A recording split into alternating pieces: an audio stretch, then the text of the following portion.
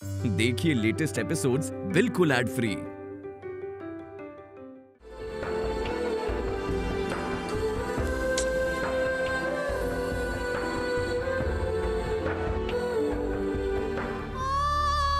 ई मेडल के हाथ में लेके हमके बहुत बुरा लग रहा बा माँ।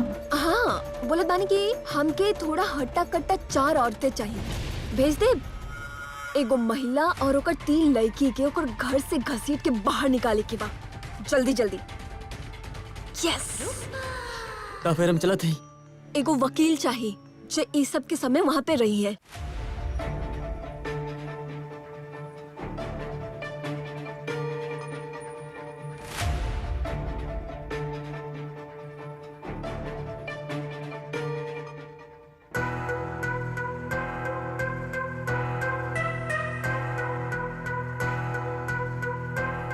इतना सुबह में सुगनी सुनार के दुकान पर? संतोष चाचा, का बात बा सुगनी, हमार दुकान पर काहे आयल बालू? ना मतलब हम ऐसे ही। अरे सवेरे का समय बोहनी के समय होला, तू खाम का खराब करेलू। तोहरा भी तो दुकान बा। अगर जो सवेरे सवेरे तोहरे दुकान पर कौनो ऐसे ही आ जाए तो कैसा लागी तोरा के बतावा? हम बिना वजह आपके वक्त बर्बाद करे खातिर नहीं आए हैं। हमके कुछ काम बा आपसे। देखा तोहरा पास ना तो सोना खरीदे के क्षमता बा और ना ही तोहरा पास कुछ बेचे खातिर बा। तोहरा कैसे जरूरत आन पड़ी?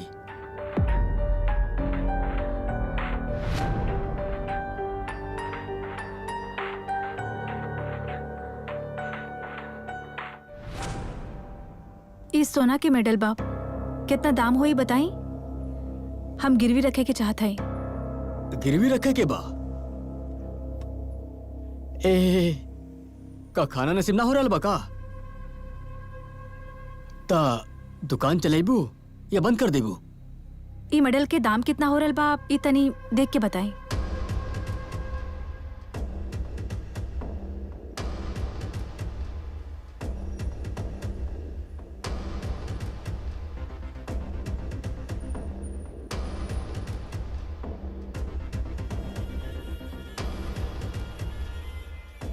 सोना तो बढ़िया बा, लेकिन ई बात सुगनी के कैसे पता चली? सवेरे सवेरे बहुत बढ़िया फायदा हो गई। एमे तो सोना जैसन कुछो नहीं खे, खाली पानी चढ़ल बा। पुरस्कार मिलल रहे ना, ओमे सोना होना कुछ ना होला, समझ लू? अरे चमके से का कोनो सोना हो जाई? एकर मतलब कोनो मोल नहीं खेबा? एकर कुछो पैसा ना मिली? ना गिरवी रख सकेलू तो हम तोहरा के ज्यादा से ज्यादा 3000 रुपए दे सकेनी बस। 3000 से तो नहीं हुई, तो फिर बेच ही देते हैं एकरा। और अगर एकरा बेच देनी था? बेचे से? देखा हम तोहरा के पहचानत हैं। हाँ, यह खातिर अपन नुकसान करके हम तोहरा के 4000 दे देब और उकरा से बढ़ के 1 रुपया ना देब। हाँ, बोहनी के समय आयल बाड़ू, यह खातिर भगावे कहना चाहिए। बात तो एकदम सही बाप। बहुनी के वक्त के वो खरीदार भी नहीं मिली, तो का सच में मेडल में सोना कम बा? सिर्फ सोना के पानी बा? 4000 में ही बेचे के पड़ी हमके, और कोनो उपाय भी नहीं बाप। चाचा जी ठीक बा, बेच दी। हम एकरा बेचे के चाहते हैं।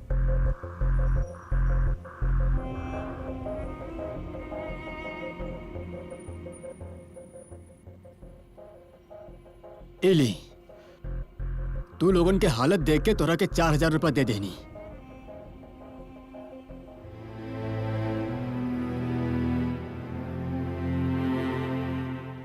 तू सोना जीत के आइलू हा। हमार तीनों लड़कियां तीनों सोना के टुकड़ा बा।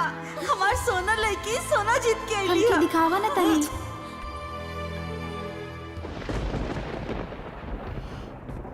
5 ग्राम सोना बा मेडल में, लेकिन ई बात सुगनी के कैसे पता चली? सवेरे सवेरे बड़ फायदा हो गई। यहाँ से एडवांस के 2000 रुपया लौटा के आवत है इनकरा के, और हमने के ऊपर कोनो भी बोझ नहीं की रही। सुगनी कुछ पैसा के खातिर बेचले बानी का? हमरा के तो ऐसे ही लागता।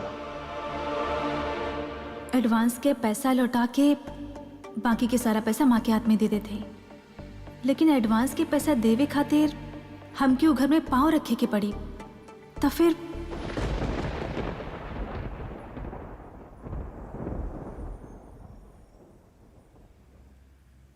आवत ही चाचा जी।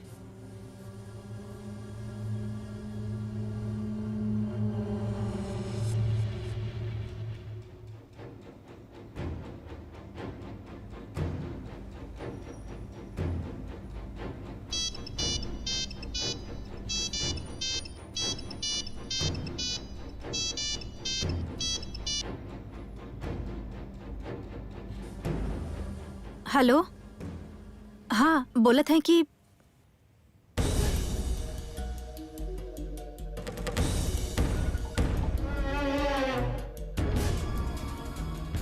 बहुत बढ़िया बोनी भइल आज।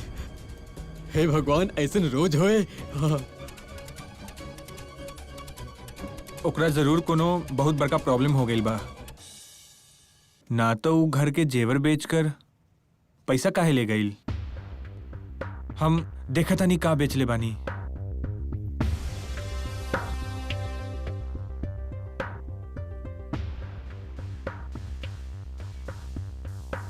बोला तानी ऊ लड़की का मेडल बेच के गई बानी। ये बात हम आपके काहे बताई? क्या है आप? हम कौन बानी जानकर आप का करब? वो मेडल देखे दी हमरा के। दिखाई दिखाई मेडल दिखाई। हम आपके काहे दिखाई इता बताओ।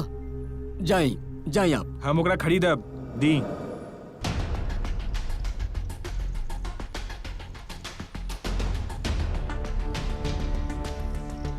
बोला तानी कितना में ले ले बानी आप? बिजनेस के दाम केहू बतावेला का? अगर आप खरीदे के चाहिए तो कम पैसा में ही दे दे। जौन अभी खरीद ले हैं वो भी दे दे। कितना देवे के पड़ी? देखा भाई, सोना जेबा काहे की पुरान सोना बना, तो यह खातिर आप हमरा के 15,000 दे दी। 15,000?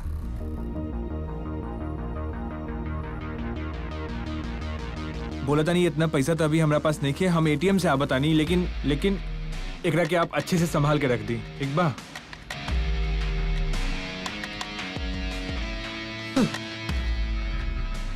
केकर मुंह देख के उठल रही। माई माई आपके 101 रुपए के भोग लगाई माई।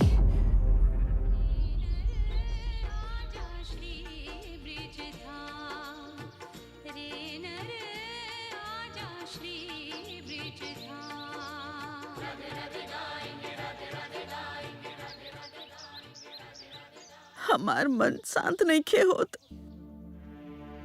उ लड़कियन के साथ बहुत अन्याय भइल बा। उनके जे भी नुकसान भइल सब पूरा कर दिया। अच्छा लोग के साथ बुरा कुछ होला तो मन के बहुत बुरा लागेला। हमार बड़ बहू उनकरा साथ ऐसा व्यवहार काहे कैलस ई हम ना जानतानी। भगवान, हमार बड़ बहू के अपराध आप क्षमा कर दिया। भगवान क्षमा कर दिया।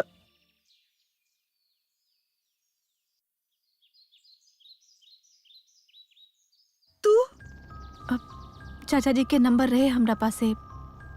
उनका के फोन करे के रहे आपके बारे में पूछे खातिर।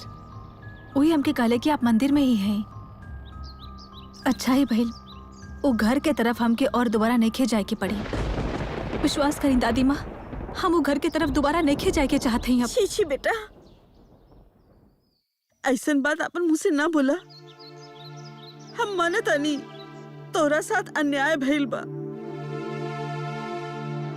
देखा, हम अपन बड़ बहू की तरफ से तोरा से माफी मांगता नहीं। ना ना दादी माँ, आप काहे माफी मांग रहे हमरा से? आप हम कैसे छोटा मत करें। आप बहुत ही अच्छा इंसान हैं। हम आप जे 2,000 रुपया देले रहनी वो वापस करे खातिर आए रहे हम।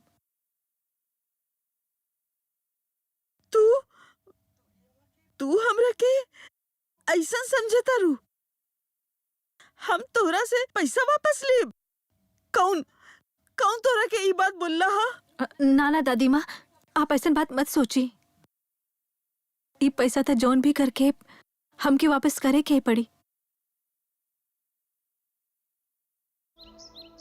तू हमरा के दादी माँ बोलत आरू और हमरा के पैसा भी वापस देवे चाहता रू।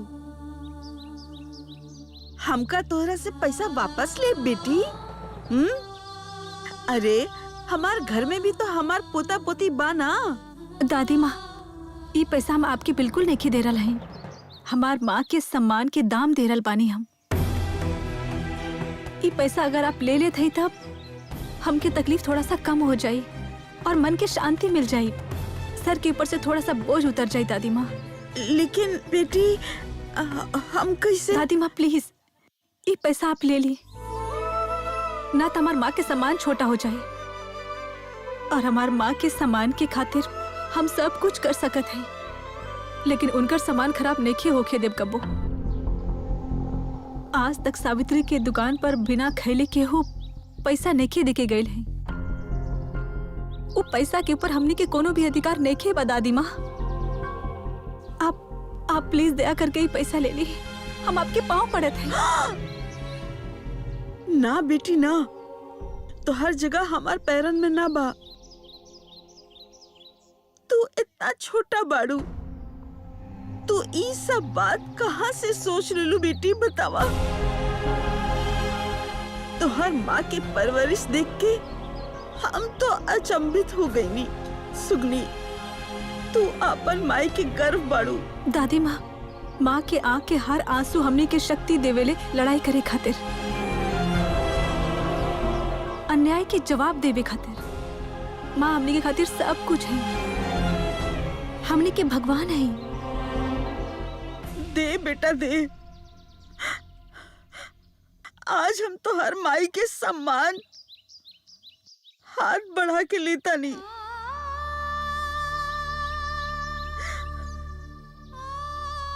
ये मंदिर के सामने खड़े होके हम तोरा के आशीर्वाद देता नहीं। एक दिन तो हर विजय हुई, एक दिन तू हर बुराई के जवाब देबू। तोरा के एक ना एक दिन पैसा, सम्मान, सब कुछ मिल जाई। तो हर अतीत वर्तमान हम कुछ भी ना जाने नहीं, लेकिन ये मंदिर में खड़ा होके हम बोलता नहीं, एक दिन तुम्हार सब कष्ट दूर हो जाई।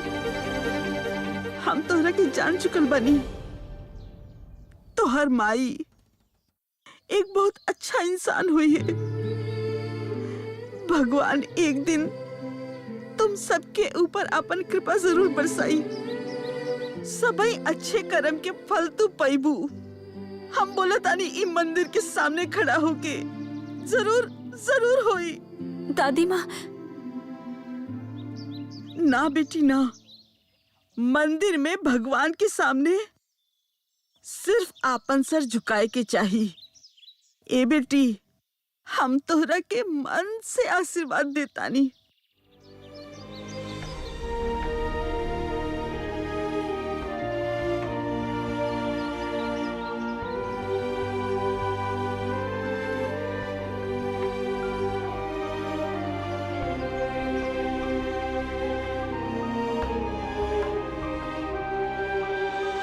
What about this? ना No? रुका, और भी बा हमारे पास। ई देखा, ई पहले। हाँ? ये सब मैच ना हो रहल बा। ये कलर ये सब मैच ना हो रहल बा। सफेद कलर में कुछ निकाला? सादा? हाँ। हमका श्राद्ध में जात बानी का? अरे श्राद्ध में तो ना जा रहल बाड़ू, लेकिन सफेद पहने लेगो ट्रेंड बा। सफेद पहने ट्रेंड बा। हम सफेद ना पहने के चाहता नहीं। हमारे पास हमार फेवरेट कलर्स बा। हमारे साला बाबू तो सही बात बोलता है। साला बाबू का टेस्ट बहुत बढ़िया बा, मालूम है का? हम सफेद ना पहनब, और हम तो हर सावित्री के जैसन बूढ़ा ना भइल बानी। सादा पहना। अच्छा सुना, हमार जे स्टेटस है और हमार जे वो कहाँ जाए के सादा पहिर के जायल जरूरी है। बाय द वे, हमरा एगो बात न समझ में आ रहा कि के मर गए, मतलब केकरा घरे तू शोक व्यतीत करे जात बाड़ू। आप बिना कितना बुद्धू बानी। ई मकर संक्रांति के दिन सावित्री और ओकर बेटी के हमने घर से बाहर निकालब। ई का कोनो शौक से कम बा का? यही खातिर हम डिसाइड ना कर पा रहल बानी कि हम कौन साड़ी पहनी। रूपा, हम तोरा के एगो बात बोलब कि तोहार बाबूजी ना बिल्कुल सही न केले है ई सब। नकल दलील लेके उच्च कोटि में गईल व्यापार उका बढ़िया से ना देख ले बड़े का। ए दीदी ई का कहता रे? ए पापा के बतैले का तू? देखा एक बात त हमार मन कर रहा कि बहुत महत्वपूर्ण है कि तोहार बाबूजी के जानल बहुत जरूरी है। तू काहे ऐसन ब्लंडर करेले बताओ ता? काहे हमारे साथ ऐसन करेले? जमाई बाबू का आपके दिमाग सर से घुटनन पर आ गइल बा। दीदी तू पिताजी से बात करके मेहनत कर ले। अभी जाए खातिर तैयार ता हो जाई। हम लेकिन वापस एगो और बात बोलत नकल दलील लेके हाई कोर्ट में केस रिस्क लेके का लाभ है? जब रिस्क आई तब हम देख ले। हाँ ये मकर संक्रांति के दिन सावित्री और ओकर बेटी के अपन घर छोड़े में कितना तकलीफ हुई, ये सब काम देखब ना, ये आनंद हम उठाइब ना। हाँ अब तहार एगो परीक्षा देवे के पड़ी। जब ये सब हो रहल रही उनका के देख के तो के कितना सिंपैथी तकलीफ ये सब आई है, ये हमके देखे के बा। अंजलि दी, I can't believe this. What a pleasant surprise. ये खड़ा काहे बानी? कुछ ले आई ना, कुछ ठंडा कोल्ड ड्रिंक या फिर कोल्ड कॉफी? हाँ, नो हाँ। प्लीज। खड़ा काहे बानी? बैठी ना प्लीज। हम बैठे ना आइल बानी, काम से आईनी। जे हमरा के बोले के बा आज शाम के हमार लोग ओइजा जाइए जे जमीन पे कब्जा करे के बा। काम हो जाई। हमके पता बा काम हो जाए। आपके जवन काम देले बाने होता होई ही। वो राजेंद्र के जमीन बा, वो हमके आप वापस ला के दे भी। एगो बात कहे के बा, एमे हमार नाम बिल्कुल भी ना आए के चाहिए। ऐसे हमार बिजनेस में नुकसान हो सकेला। और सबसे इम्पोर्टेंट बात बा, तू लोग कोई भी ओइजा ना जाइबा। काम हो जाई, पता चल जाई। हाँ ठीक बा ठीक बा। केहू के ना बोला, प्रॉमिस। हम अपन स्वार्थ के लिए उ लड़की के सजा देवे के खातिर ई काम करतानी रूपा, और कोनो कारण नहीं खे। केहू और के कारण तो बिल्कुल ना। जाता नहीं। देखला कितना पक्का व्यावसायिक बुद्धि है। स्पष्ट रूप से हमरा के समझा के चल गईले कि हमनी सबके अभी वहाँ गई कोनो जरूरी नहीं है। दीदी ई का बा? हमनी के पिताजी इतना बड़ मिनिस्टर बारे, अंजलि दीदी के जब भी जरूरत पड़ेली तो पिताजी के पास आवेली। और आज हमनी के ऑर्डर दे रहल बारी कि हम अपन ही काम ना कर सकेनी। अरे उनकर बात सुन के चले के पड़ी का? काम तो हमार बा ना, बाकी ना। एक बात याद रखिए रूपा, शत्रु के मारल जाला आंख के पीछा से, सामने सामने ना मारल जाला। जे बोला से बोला। हम जो डिसाइड कर ली बानी वो हम करब। हम वहाँ पे जाए, केहू हमके रोक ना पाई है। That's it. बड़की माई, अरे बेटा तू कैसे आ गई लाई जहाँ? हम तब ट्यूशन गई रहनी, उहे से आ गई नी। ओ बैठा बैठा बैठा। अरे सवेरे से कुछ खैला है का बेटा? हाँ, घर से निकले से पहले सुबह में ब्रेकफास्ट ऑर्डर तक कैले रहनी, उहे खैले रहनी। पढ़त पढ़त जरूर भूख लाग गई होई ना? तोरा खातिर हम कुछ बना दे? का खाइबा बोला? हलवा बना दी? हाँ दी। हाँ बैठा, तू बैठा। हाँ हम हलवा बना के लातनी। अब बड़की माई हाँ सुनी ना, कल भी हमार ट्यूशन बनी। हाँ आप पूरी और आलू के सब्जी बना के रखब का? कल हम आके पूरी खाई इधर, कितना दिन से ना खाई नी। हाँ, और घर पर तो ये ऑयली फूड बंगाली खाना केहू नहीं खे खात। ठीक बा, कल तू पढ़ाई करके एजा आ जाइया। हम आलू के सब्जी बना के रखब और गरम गरम पूरी बना के दे देब। हैं? लेकिन केहू के कुछ पता तो ना चली ना? ना ना, केहू के पता नहीं खे कि हम यहाँ आवत आनी। बहुत अच्छी बात बा। तू बैठा, हम जल्दी से हलवा बना के लातानी।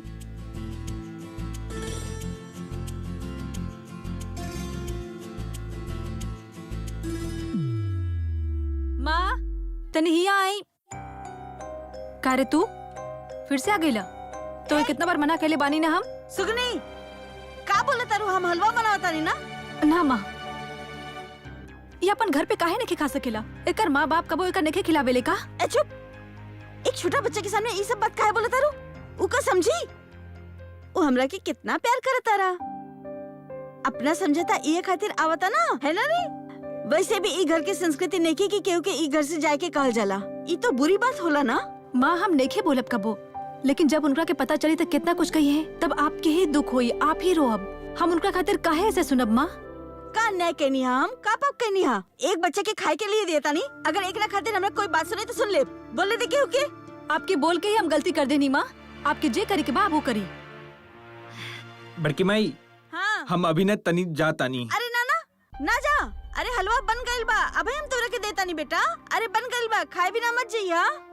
बैठा बैठा बैठा बैठा बैठा बैठा, खा खा खा, हम पानी देता नहीं, तू खा खा खा के बतावा कैसन बा? अच्छा बा ना? माँ ये रखा। ये पैसा कहाँ से आइल? कल जोन ऑर्डर के पेमेंट हमके मिलल, तो इतना पैसा ही हमके मिलत ना। इतना पैसा ही हमके मिली, खर्चा के हिसाब करके रख ले रानी माँ। नहीं मिले तो तकलीफ हो जाए। लेकिन ई पैसा तो ऊ पैसा ना बा, और ऊ पैसा के तू हाथ ना लगाइबू, ई हमरा के पता बा। तो ई पैसा कहाँ से मिलल सुगनी? माँ इतना बात हमरा से आप कहे पूछ रहा है? जब इतना पैसा दे रहा है तो विश्वास करके रखी ना। ई का अजीब बात करत तारू? ई पैसा कहाँ से आइल बा, के देले बा, ना बताइबू तो हमरा की चिंता ना लगी। बड़की माई, अब हम जाता नहीं। तू खा चुकल बा? पानी पिया। आराम से जइया, काल के ठीक वक्त पे आ जाइया, ठीक बा? हम बना के रखब। अब चला तानी सुगनी दीदी। आराम से जइया बेटा।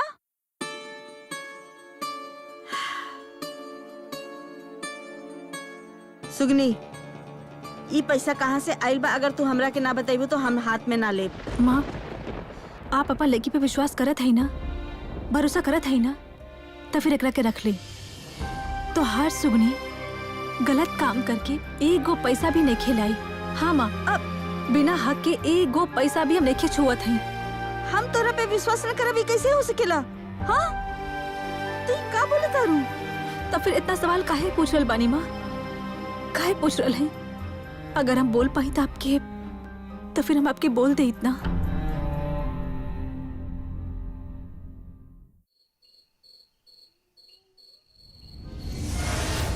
सुगनी, ए हाँ? सुगनी, ए जाओ। मेडल कहाँ बा?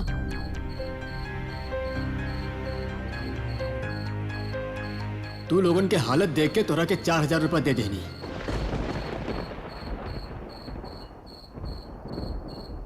कल भी तो यहीं पे देख ले रानी माँ। चोरी तो ना हो गई ना? चोरी हो गई मतलब? घर से कहाँ जाया? हाँ, हम तो घर पे ताला लगा के गई रानी। के ले ला के?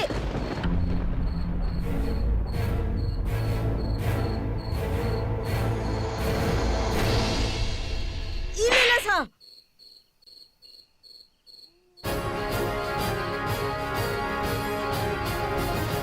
माँ आप ओकरा के मारनी काहे? ई बेच देली हा मेडल। ई मेडल के बेच देली हा। केहू के बतैलस ना। वो पैसा जब हमारे हाथ में देले वाली तो हम ना समझ पाइल रानी।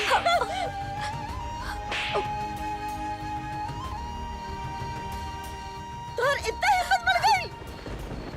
ए भगवान, इतना तकलीफ आई, इतना तकलीफ गई, लेकिन वो मेडल की तरफ हम आंख उठा के ना देखनी है। तू ऐसा काहे कैलू? काहे कैलू? काहे कैलू बतावा?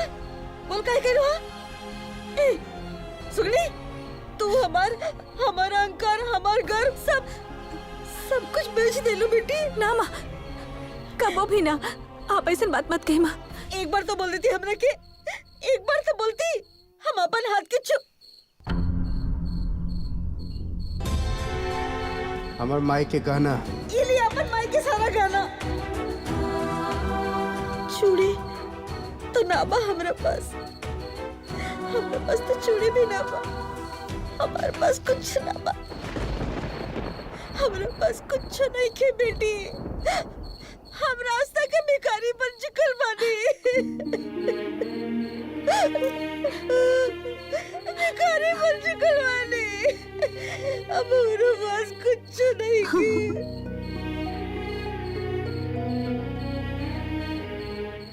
हम तो हर मेडल के भी अपना पास ना रख पाए ना रख पाए। ना माँ, माँ, माँ आप अपन तबीयत खराब मत करी माँ। आपकी सुगनी अभी भी भाग सकेली माँ। अगर भगवान चाहे तो हम आपके फिर से मेडल ला के दे दे माँ। लेकिन माँ अभी हमने के बिक्री करे की जरूरत रहे माँ। वो मेडल से आपके सम्मान बहुत ज्यादा बड़ा बा माँ। आपके सम्मान की रक्षा करे खातिर हम अपन जान तक दे सकत ना ई कबो ना बोलिया बेटी, ई बात कबो ना बोलिया। तू तो हमार प्राण बाड़ू, तू तीनों हमार प्राण, हमार जीवन, हमार सब कुछ बाड़ू। मेडल से ज्यादा तू लोगन के जिंदगी हमरा खातिर जरूरी बा और कुछ ना। समझ रही हो ना?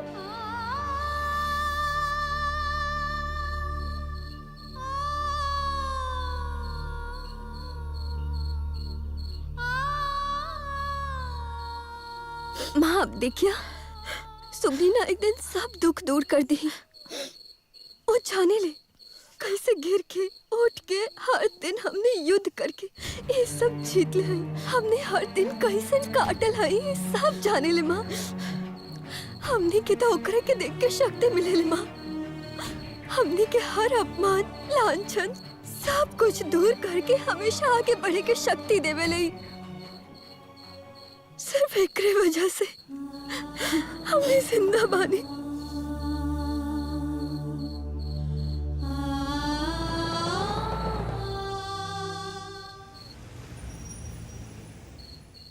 और फिर आप हमार अतिथि हैं। ये मंदिर हमार धरोहर है।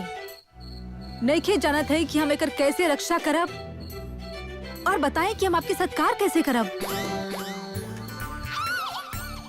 आप बोली हम आपके सत्कार कैसे करब। ए अर्जुन, तहार बारी बा, डायलॉग बोला। हाँ डायलॉग बा सकार में हे सुंदरी भूल गई नहीं। तू लाइन याद करके काहे ना आइला? ए, तू लोग एकरा साथ बैठ के प्रैक्टिस कर ले रहला, ऐसे रिहर्सल करे रहलू। बतावा कि ऐसे लोग स्टेज पे कैसे जाई हैं। सुना, तो हर लाइन ना हम अच्छा से बोल देते हैं अभी। तू अच्छा से सुनी। हाँ सुनबू कारी हीरोइन के दिखावा ना अच्छे से। तोरा खातिर अपन प्राण के बाजी लगा के नजर रख ले हैं। मालूम है तोहरे मिशन पर आयल है। ए भाई, अगर हम यहाँ पकड़ा गई ना तो तू यहाँ पर का करी है? तू हीरो के तरह एंट्री मार के यहाँ। ठीक बा, पहले ओकरा पकड़े तदा, ओकरा बाद हम देख लेब। अभी तू अपन मुंह बंद करके और कैमरा के ठीक ठाक पोजीशन में लगावा ना। तू अपन घर में नुकाल रहो, यहाँ तो लाइव देखता। देखा तोरा के तो पता बा कि अर्जुन हर समय फील्ड में फोर फ्रंट पर नहीं खेलता। ठीक बा, हम ठीक ठाक समय पर पहुंच जाए वहाँ। अभी हमरा के एक सुगनी के परफॉर्मेंस देखे दा ना प्लीज। तू चुप करके बैठा और हमरा के डिस्टर्ब ना करा, देखे दा। ठीक बा। दाता, अतिथि के सत्कार तोहरा के बिल्कुल भी करे के नहीं खियावेला। अगर ऐसन बात तू इस मंदिर में का कर रहल बाड़ू? अगर तू हमेशा ऐसे नहीं करबू तो हम तोहरा के एगो बात बता देत हई। खुद के बंद कर दा हमरा पासे। खुद के बंद कर दा हमरा पासे। समझ गईला? ना भूल गई नहीं। इला सुना, अर्जुन जी रहे पांचों पांडवों में सबसे शक्तिशाली रहे, सबसे सर्वश्रेष्ठ पुरुष, लोह पुरुष। तो क्या सब कुछ दिखावे के पड़ी? सोचब तो क्या अर्जुन की तरह सोचे के पड़ी? हाँ बिल्कुल सोचब। सुना, तलवार के साथ तो प्रैक्टिस शुरू करा, ओकर बाद तुके कॉन्फिडेंस आ जाई। समझ गईला? करब। दा तलवार दा हमके।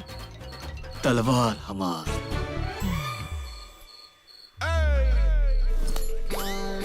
ई कैसे तलवार पकड़ ले बाड़ा तू? हाँ ए,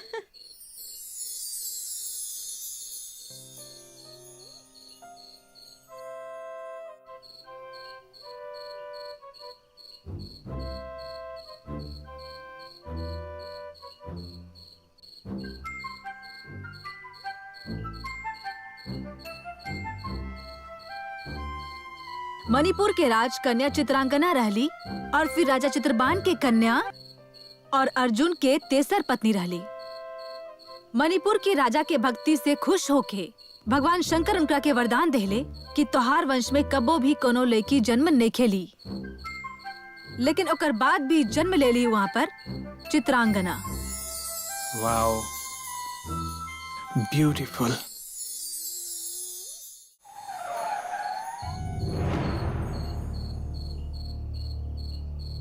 आज हम देख के ही रहब, आज सब हम देख के रहब। ए आवा, ए देखिए देखिए देखिए, हटा, ये घर सब कुछ तहस नहस कर दा, तोड़ दा। जाओ। जा जल्दी करा।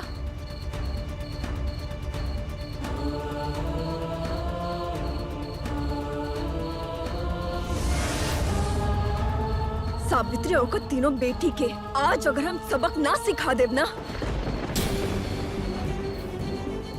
उनकर मान सम्मान सब मिट्टी में मिला देब।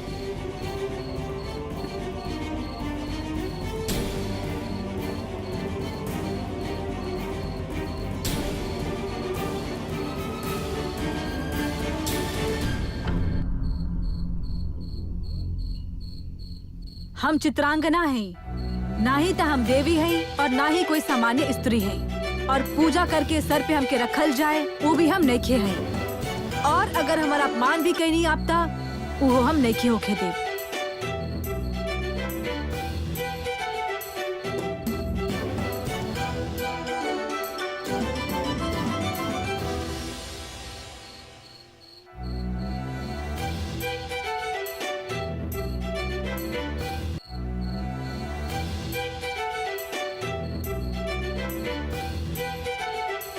सुगनी, सुगनी, अनर्थ हो गइल बा वहाँ पर। तोहार घर पे बहुत सारा लोग लेके आइल हैं वो लोग। तोहार सौतेली माँ और ओकर भाई भी आइल बा वहाँ। तोहार घर के पूरा तहस नहस करके रख ले बा। तू जल्दी चला, तू देखा तोहार घर के का हालत बा वहाँ पर।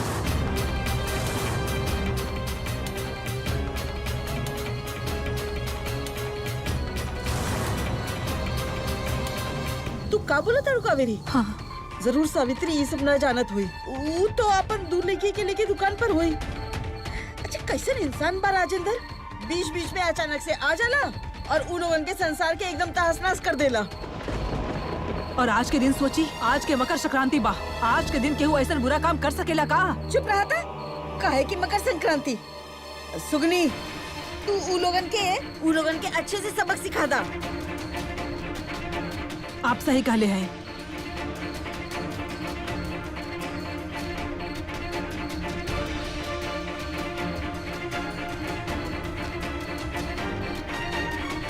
कारे छोटे, अरे वहाँ का हो रहल बा? और सुगनी कहाँ चल गई? भाई सर्वनाश हो रहा है यहाँ। का? ए बाहर करा, इनके घर के सब सामान बाहर करा। ए जी हाँ, कैसन लागत बा बोला? अरे एकदम बढ़िया, अरे बहुत बढ़िया। इस सीन ना टीवी सीरियल में दिखाल जाला और हम देखत हई। और आनंद मतलब हमारा डबल आनंद।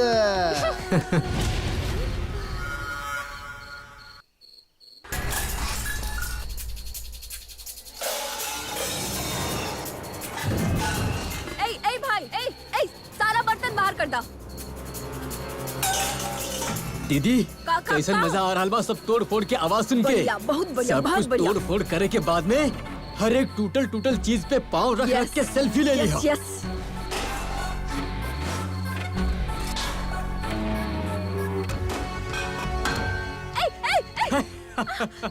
धीरे से, हाँ? हमारा एक्सपेंसिव साड़ी खराब हो जाए ना, चावल चिपक जाए इधर पे। थोड़ा आराम से साइड में फेंका। शौना हमारे यहाँ पे तो हम सेल्फी ले भी, हाँ? हमने के सक्सेस पार्टी के सेल्फी तो एगो लेवे के चाहिए, ओकर बाद सोशल मीडिया पे पोस्ट करब। रेडी? खबरदार,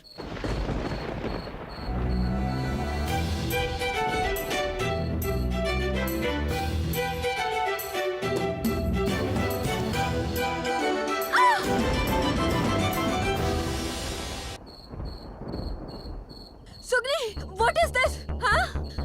इता तलवार बा। अपन भाड़ा के गुंडा लोगन के अभी रुके खातिर बोली आप।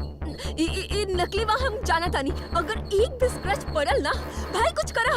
सुगनी, हम लोगन के बिल्कुल ही ना रुकिया। हम कोर्ट जाके वहाँ से ऑर्डर लेके आयल बानी। अरे वकील बाबू दिखाई ना। हाँ, ये देखी, ये घर के कागजात और ये घर राजेंद्र जी के नाम हो गई बा और आप लोग ये घर पे कब्जा करके बैठल बाड़े, लेकिन अब आपके छोड़े के ही पड़ी। चुप करिए आप। ई लोगन के भाड़ा के ही वकील हैं आप। सच झूठ के पता नहीं खेबा का आपके। हम ना गलत काम करत हई ना करब, और अगर किसी गलत काम करत देख लेत हई तो सुगनी ओकरा रोके के कोशिश करेली। अरे कोर्ट के ऑर्डर बा और ये ऑर्डर आपके माने के ही पड़ी, और यहाँ पे ताकत दिखा के कौनो फायदा नहीं खे। ऑर्डर? कैसन ऑर्डर? कैसन ऑर्डर बा सुननी? सब गलत बा। हमारे घर के सर्वनाश करे खातिर आप लोग फिर से आ गई नहीं? आ गई ले इन सब के माँ। ए तो कितना कानून जाने लो, हाँ? जब हमार वकील के साथ बहस करे लो, बेचत तब पकौड़ा बारू लो। आ जाला ना, अर्ध ज्ञान बहुत खराब होला। तोरा तो कोनो विद्या नहीं खे, लेकिन भयंकर सत्यानाश कर देला। आप लोग का हमके कोनो दिन से शांति से न रहे दे। हमने आपके कहा लेत बानी बोला था, ओकर बाद में हमने के घर पे नजर रखले बारू। काहे? गंदी नजर बोला तू दीदी, लेकिन गंदा नजर रखे से भी कुछ भी नहीं हुई।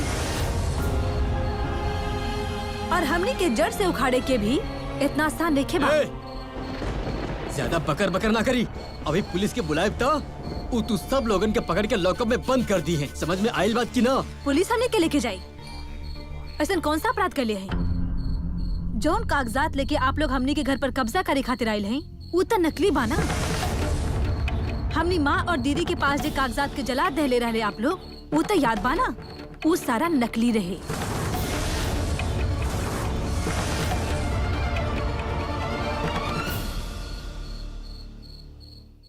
का रूपा मैडम, चौंक गए नहीं का आप लोग? हमने की ऐसा बात बहुत पहले से ही पता रहे कि हमने के घर पे कब्जा करे खातिर आप लोग कुछ भी रास्ता अपना सकत हैं। यही खातिर हम नकली एगो कागजात बना के असली के छुपा के रख देले रहने। असली वाला था हमने के पास ही बा। यही खातिर यहाँ पर कब्जा करे के कोनो भी अधिकार नहीं बा आप लोगन के। कहानी में ट्विस्ट बहुत बड़का भयंकर। भाई के बाद बतावे के हुई। आप लोग अभी यहाँ से निकल जाए या हम यहाँ पे पुलिस के बुला ले अभी। जस्ट शट अप, ओके? एकदम बड़ा बड़ा बात मत बोला। रूपा के जबान बा कि तोके घर से ना निकालब ना तब तक जाइब ना यहाँ से। और तोके जे प्रूफ करे के बना कोर्ट में करी। हाँ और का बोलत बाड़? तार पास असली कागजात बा? हाँ सब नाटक बा। चल हटा यहाँ से। ए वो घर में जे जे सामान बा सब बाहर करा और दरवाजा सील करा। सुनात नहीं क्या? सील करा दरवाजा। ना ना ना ना, इतना बड़ा ना तू लोग ना कर सकेला।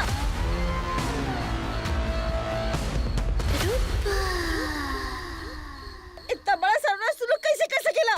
ये हमारे ससुर जी के घर बा। ये घर के छोड़ के हम कहूँ भी एक रात भी ना काटब। हम ऐसे से कहूँ ना जाए। माँ शांत हो जाए। अरे बंद करो माँ। देना से आदमी।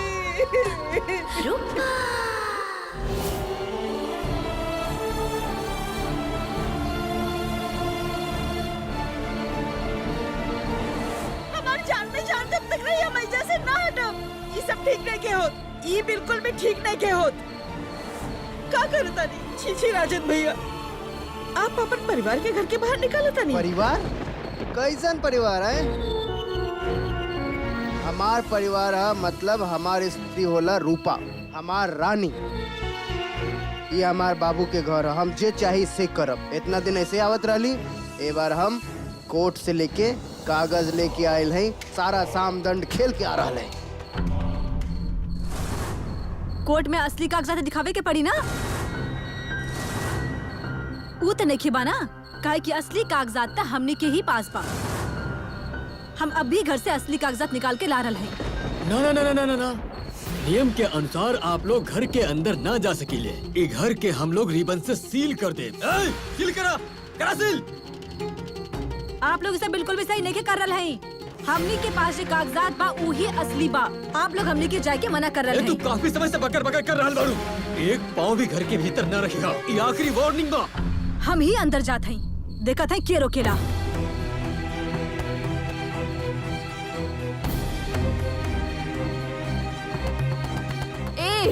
भूल गई रहलू का? बोले रहनी ना कि ई माँ बेटी सबके हम रास्ता में ला के रह, मान सम्मान सब मिट्टी में मिला दे। नया साल के पहला दिन हम अपन प्रतिज्ञा के कैसे पूरा कर दी देखला। ए दीदी, ये बेचारा लोग जइहे कहाँ और खइहे कहाँ? पकौड़ा खाइल ता ई लोगन के नसीब में अब ना रहल।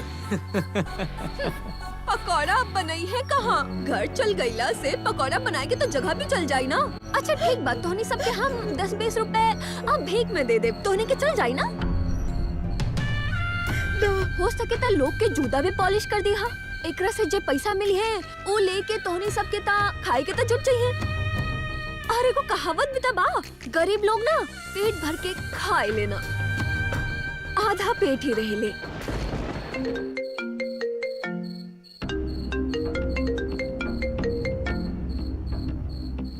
हाँ बोल। हमने कहाँ बानी देखा? ई का? तू लोग कहाँ बाड़ू? सॉरी दीदी, यहाँ ना आके ना रह ना पाईनी। अभी जो देखत पानी ना वो पैसा दे के भी ना देख सकेनी। का नजारा बा। थैंक यू, सब आपके वजह से भाई। Thank you so much. देखा रूपा, हम तोरा के मना कैले रही ना ओइजा जाए के, तबो तू गइलू और ऊपर से वीडियो कॉल करत तारू। तोरा के समझ में नहीं आवत का कि हमार बिजनेस के एको रेपुटेशन बा, ऊ वजह से हमार एगो इमेज बा। रूपा, अगर ओइजा तोहार फोन पर हमार चेहरा केहू देख ले, हमार का अवस्था होई तोरा के पता बा? आप टेंशन काहे लेत बानी? हाँ ऐसा कुछ ना हुई। पापा बा ना, पिछली बार तो आपके केस से पापा ही बचले रहे। इस बार अगर कुछ हो जाए तो हमके बोलिया, आई विल सेव यू, प्रॉमिस। सुना, अगर तो लोगन की देखा देखी हो गई तो ओइजा से चल जावा प्लीज। हमार लोग जो कर रहल बानी वो हमार ऑर्डर से कर रहल बानी। तोरा के जे चाहिए तोरा के मिल जाई, प्लीज चल जा। अब हमरा के हमार बच्चा के खाना देवे के बा। सॉरी, हम फोन रखत तनी।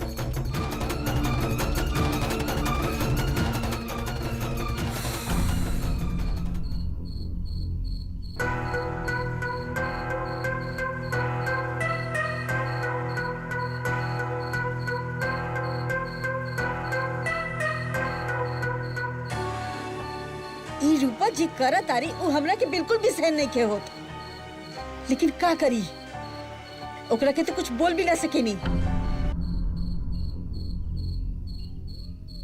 लेकिन हाँ,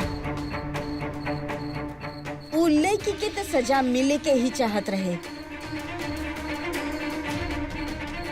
हमार लड़का के शरीर से खून निकलने वाली, तोरा खातिर हमार पास कोनो माफी नहीं खेल की। तोरा के हम कबो भी माफ ना करब।